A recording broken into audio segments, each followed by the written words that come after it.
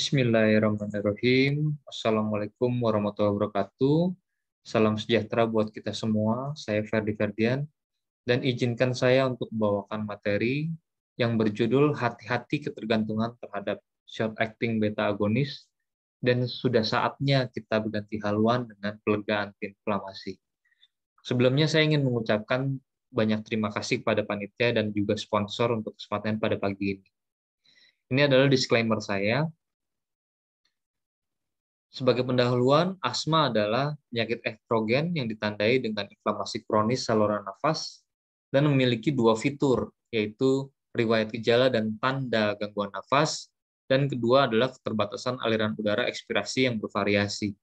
Definisi ini berasal dari definisi GINA yang diadopsi tahun 2021, dan kurang lebih definisi ini tidak banyak berubah. Asma adalah suatu permasalahan kesehatan global di mana diperkirakan ada 334 juta orang di seluruh dunia menderita asma. Namun prevalensinya berbeda-beda untuk di setiap negara. Bagaimana dengan Indonesia? Di Indonesia berdasarkan Riskesdas tahun 2018 diperkirakan ada 2,4% pasien di Indonesia asma. Jadi sekitar 6 juta penduduk. Dan di Indonesia paling sering asmanya yaitu pada wanita. Nah, tadi sudah dijelaskan bahwa asma itu adalah penyakit dengan gambaran yang heterogen, dalam artian dia banyak tampilan, banyak jenisnya. Jadi bukan satu wajah. Sebagai contoh, panduan GINA menyebutkan minimal ada 5 fenotip dengan patogenesisnya yang masing-masing. Contohnya ada asma alergi, asma non-alergi, asma adult onset, asma dengan limitasi aliran udara persisten, asma dengan obesitas. Terus secara genetik percaya beberapa gen seperti dicantumkan di sini, tapi tidak ada satupun gen yang cukup spesifik untuk asma. Sedangkan faktor lingkungannya seperti faktor prenatal, misalnya pasien yang dilahirkan oleh ibu yang waktu hamilnya merokok, atau misalnya pasien tersebut lahir prematur, atau ada infeksi saluran pernapasan berulang waktu masih kecil, atau bisa jadi pasien tersebut obes. Nah, untuk pencetusnya itu sendiri bisa disebabkan karena adanya alergen indoor seperti bulu hewan, tungau, kecoa, jamur. Kalau alergen outdoor contohnya seperti pollen atau serbuk sari, terus zat-zat iritan seperti asap polutan dan asap rokok, bisa juga disebabkan oleh infeksi saluran pernapasan seperti oleh penyebabnya rhinovirus, obat-obatan, mikroaspirasi pada pasien dengan GERD, dan olahraga. Atau kita sebutnya dengan istilah exercise-induced bronchoconstriction.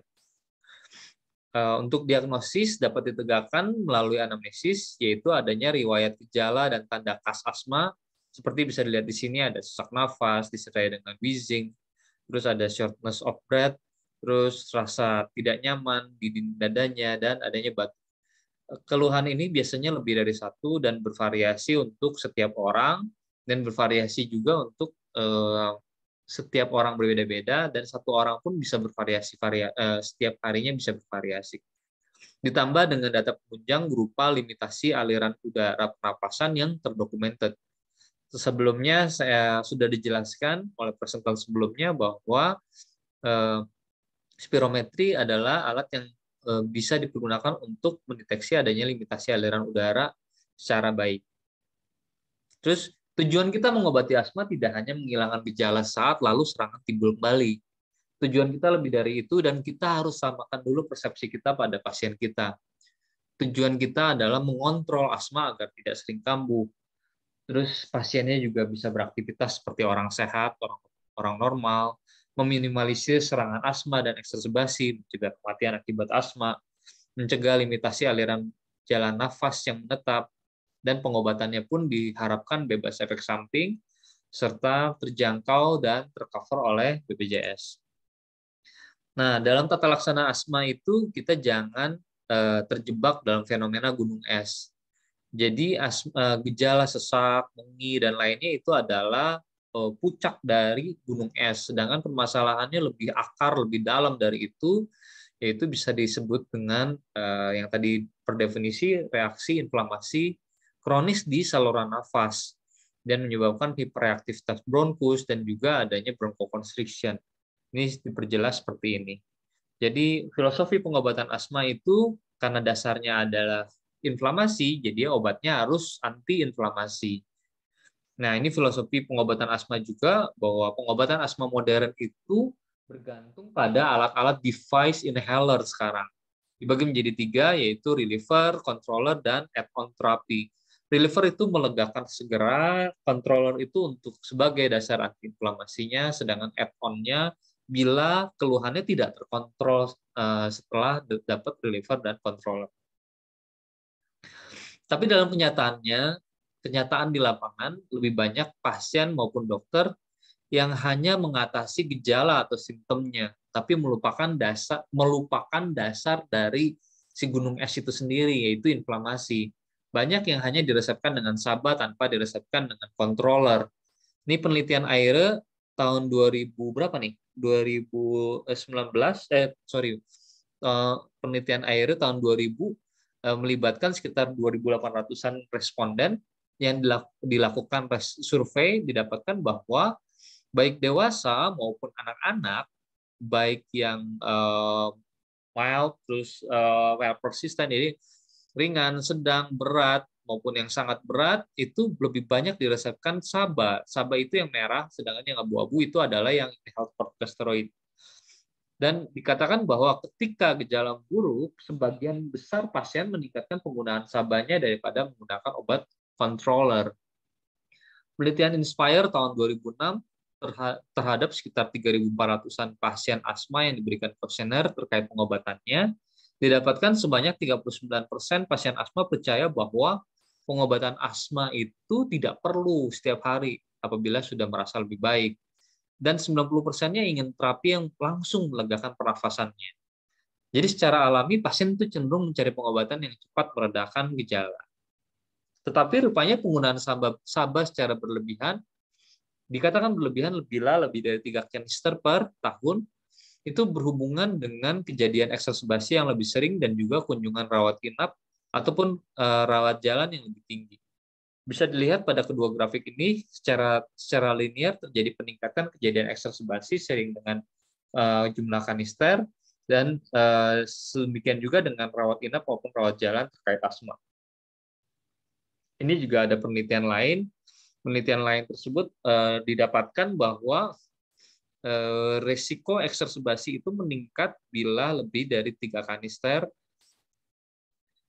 baik yang terjadi pada setiap step, baik step 1 sampai step 4. Jadi kalau misalnya penggunaan SABA-nya lebih dari 3 kanister per tahun, itu meningkat resiko untuk ekserbasinya. Hal tersebut juga berhubungan dengan semakin banyak jumlah kanister yang digunakan, SABA kanisternya itu berhubungan dengan peningkatan hazard ratio untuk kematian. Terdapat penelitian yang menyatakan bahwa penggunaan SABA yang terus-menerus dapat menyebabkan down regulation reseptor beta dan menyebabkan penurunan respon bronkodilator, sehingga pasien semakin sering menggunakan SABA-nya dan seperti terkesan adiksi.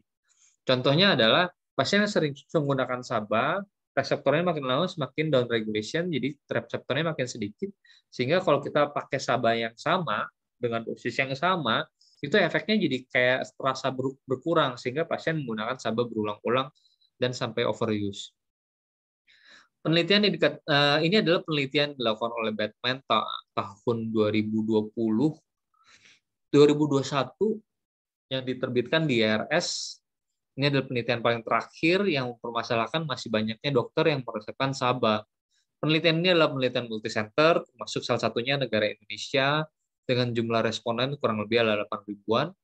Didapatkan sebanyak 38% mendapatkan SABA berlebih lebih dari 3 kanister per tahun, dan dari 38% ini terjadi peningkatan resiko terjadinya kejadian ekserbasi berat sebesar 40%, dan sebanyak 36% sulit mencapai kendali asma. Banyak informasi-informasi yang ditampilkan pada slide sebelumnya didapatkan dari penelitian multinasional dengan judul besar Sabina Program. Sabina Program singkatan dari SABA Use in Asthma.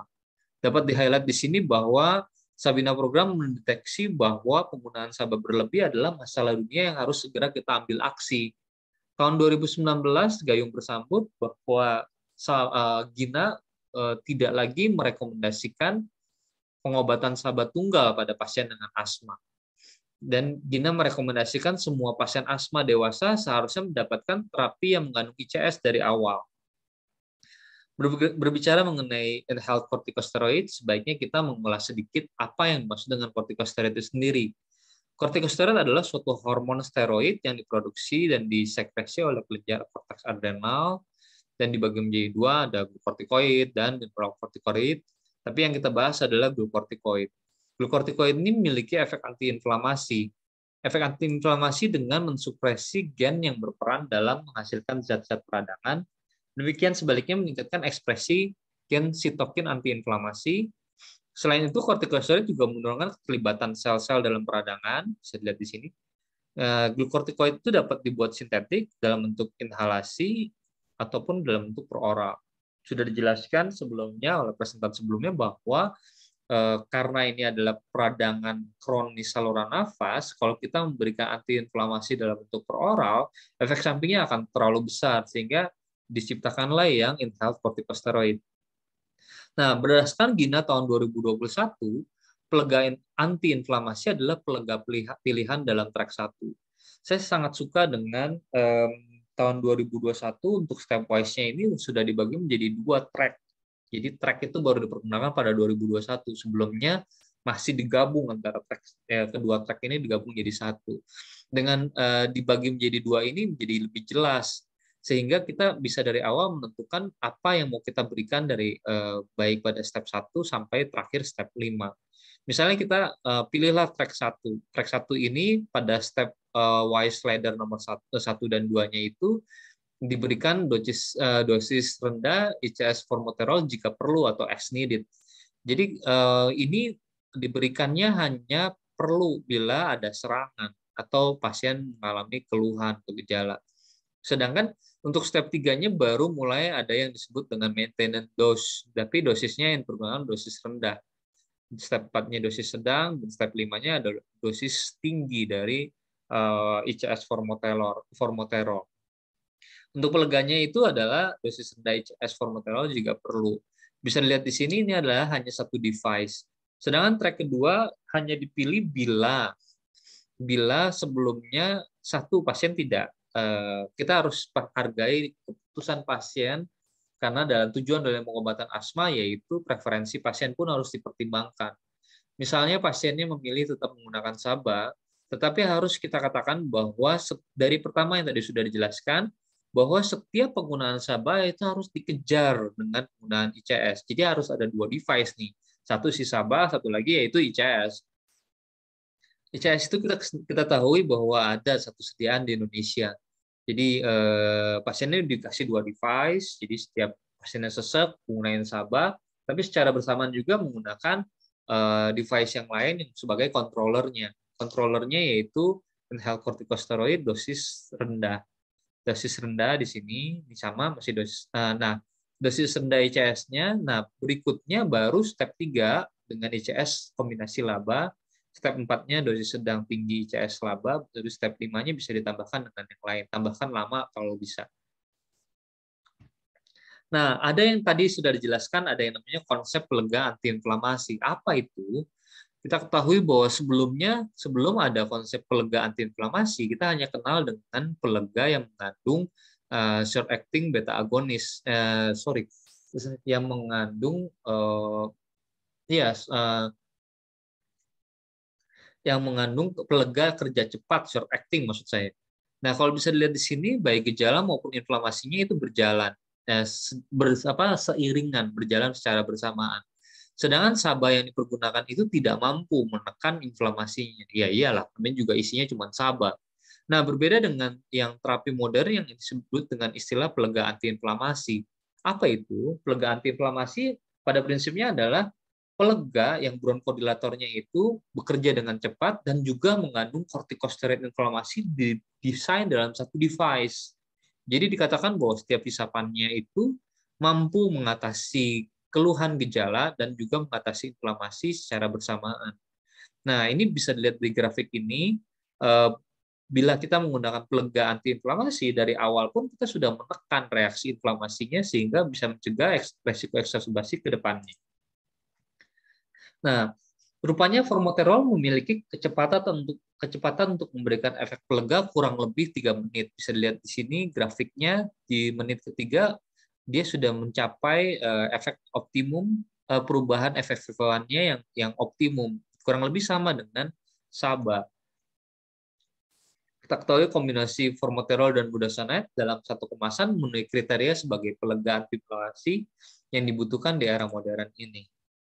Nah, kombinasi ICS dan LABA memiliki efek sinergisme. Bisa dilihat di sini bahwa yang tadi sudah dijelaskan bahwa kortikosteroid akan menempel glukortikoid reseptor dan memiliki antiinflamasi yang tadi sudah dijelaskan, dan dia juga memiliki efek positif feedback untuk pembentukan ekspresi beta 2 reseptor dan mencegah terjadinya down regulation akibat pemakaian jangka panjang beta 2 agonis. Dan sebaliknya beta 2 agonis ini dapat meningkatkan efek antiinflamasi pada kortikosteroid. Nah, kita tidak boleh menganggap remeh asma ringan. Asma ringan itu apa? Asma yang gejalanya terkontrol baik dengan penggunaan step ladder di tahap 1 dan tahap 2. Kenapa? Karena pasien dengan asma ringan pun tetap memiliki resiko terjadinya eksaserbasi yang serius. Dan kita ketahui tadi sudah dijelaskan juga sebelumnya bahwa pencetus asma itu tidak bisa diprediksi sama sekali. Dan kita ketahui bahwa kita bila memulai terapi dengan SABA akan melatih pasien untuk menganggap bahwa SABA adalah pengobatan utama untuk asma mereka.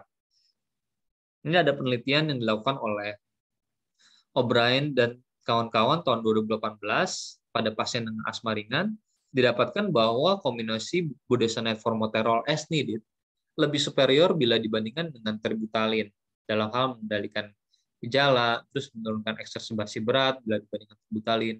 Dan dia karena penelitian 3 wing, dan dia juga menurunkan 83% rata-rata ICS harian dibandingkan dengan budesonide harian.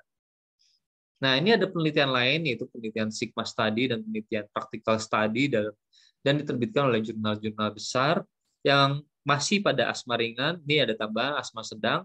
Dikatakan bahwa kombinasi budesonide formoterol as needed tidak inferior bila dibandingkan dengan budesonide maintenance.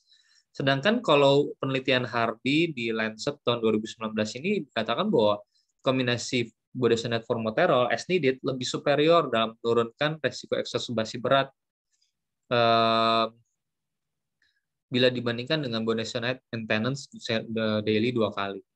Nah, ini ada penelitian studi pragmatik open label yang didesain untuk merefleksikan dalam praktek sehari-hari. Ini ada sekitar 675 pasien. Ini penelitian open label, jadi pasien sebelumnya memang sudah pernah menggunakan SABA, jadi dibuat sedemikian rupa supaya terkesan seperti setting komunitas, dibagi menjadi tiga arm.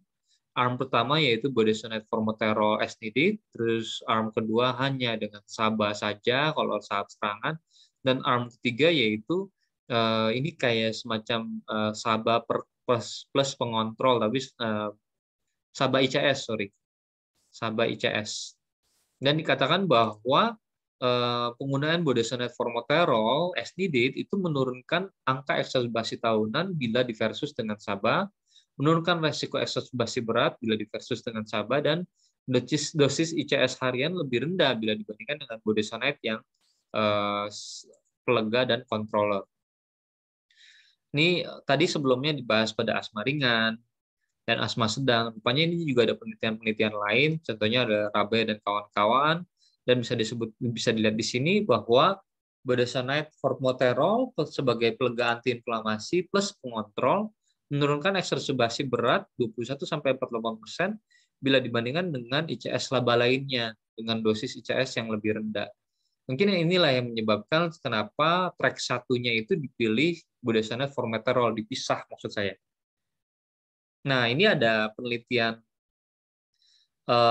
meta-analisis yang membandingkan budesonide dengan pesaing lainnya atau pengontrol lainnya. Dikatakan bahwa budesonide formoterol lebih baik bila dibandingkan dengan regimen lainnya. Sebagai take home message sudah dijelaskan bahwa asma itu adalah permasalahan kesehatan global.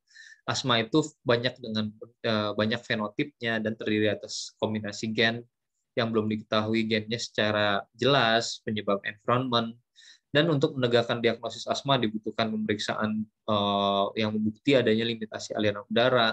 Dan filosofi pengobatan asma tadi sudah dijelaskan bahwa kita tidak hanya mengatasi gejala, tapi juga mengatasi inflamasi. Karena inflamasi adalah fitur yang mendasari asma. Tujuan tata laksana asma kita tidak hanya mengendalikan gejala, tadi sudah dijelaskan. Jadi ketika gejala buruk, sebagian besar pasien meningkatkan penggunaan SABA daripada menggunakan obat controller. Hal ini mendorong terjadinya penggunaan SABA secara berlebihan. Penggunaan SABA berlebih dari 3 kanister per tahun meningkatkan morbiditas dari sudah dijelaskan, resiko ekserbasi meningkat, kunjungan poli, kunjungan rawat inap, bahkan mortalitas pun meningkat. Nah, konsep pelega antiinflamasi merupakan solusi bagi permasalahan ini. Setiap isapan dapat dengan cepat mengatasi gejala dan juga mengatasi inflamasi sehingga melindungi pasien dari ekserbasi.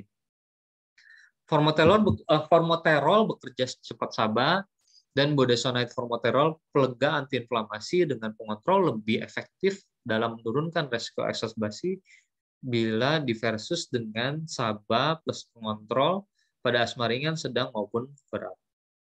Jadi saatnya kita berubah saat ini. Jadi dengan itulah